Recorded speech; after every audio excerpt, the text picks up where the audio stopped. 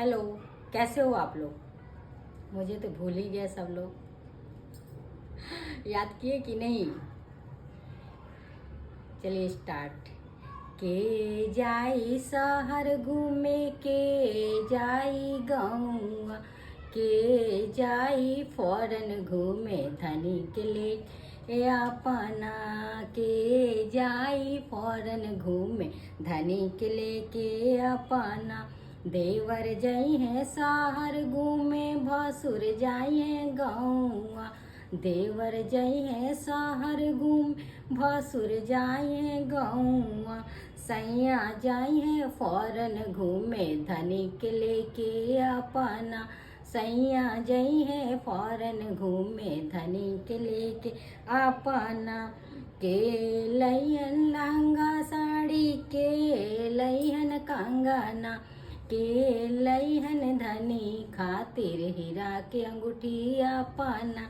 के लैहे धनी खातिर हीरा के अंगूठी अपना। भसुर जइहे, भसुर लइहे लहंगा साड़ी, देवर लइहे कंगना। भसुर लइहे लहंगा साड़ी, देवर लइहे कंगना। सैया लइहे डायमंड की अंगूठी, धनी खातिर अपना। सैया लइहे डायमंड अंगूठी, धनी खातिर अपना। के पहिनिए लहंगा साड़ी, के पहिनियन कंगना, के पहिनियन हीरा अंगूठी, घूमे जाए खातिर अपना। के पहनिए हीरा के अंगूठी, मेला घूमे खातिर अपना।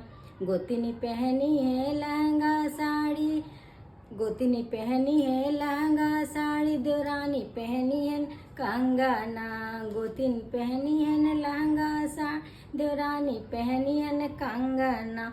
हम पहने में हीरा के अंगूठी, घूमे जा मेलावा। हम पहने में डायमंड नेकलेस, घूमे जाए में मेलावा। मेरे चैनल को सब्सक्राइब कीजिए आप लोग और फॉलो कीजिए दोनों यूट्यूब और फेसबुक दोनों चैनल को।